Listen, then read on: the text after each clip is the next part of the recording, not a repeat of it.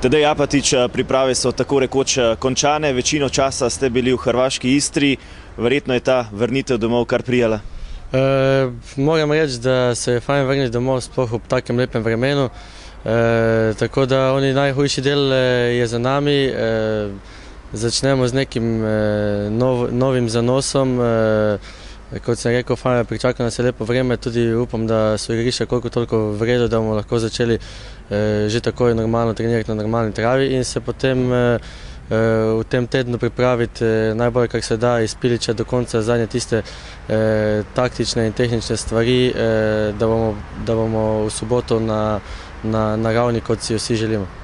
7 tednov treningov je za vami, verjetno že kar nekaj nestrpnosti pred začetkom spomladanskega dela prvenstva.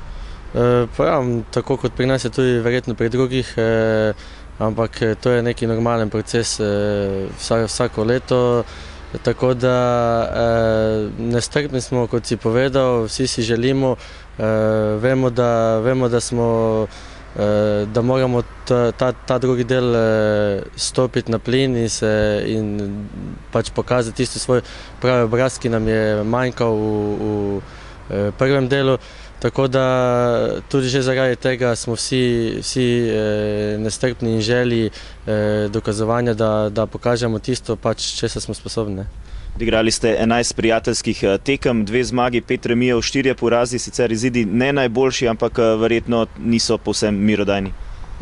Pa normalno, itak, da tekme v pripravljalnem delu so nekaj povsem drugega kot po tem prvenstvu in dostikrat je tudi tako, recimo, da ponavadi, ko v pripravah igraš dobro, ti mogoče ne gre v prvenstvu, tako da lahko se nadejamo mogoče tudi z te strani, da zdaj smo željni toliko več zmag, ker jih pač nismo dosegali, ampak to je povsem normalno. Bili smo utrujeni, ne vem, nasprotniki so mogoče bili takrat bolj spočiti. To so take stvari, ki potem tudi vplivajo na končni izid v pripravljalnih tekmah.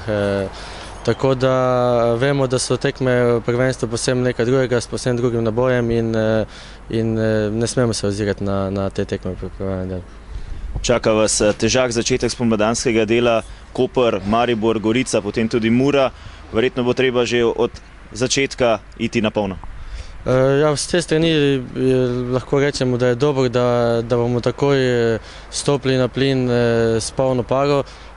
Tako da ali so močni nasprotniki ali so slabi, ni tu ne igra nobene vloge.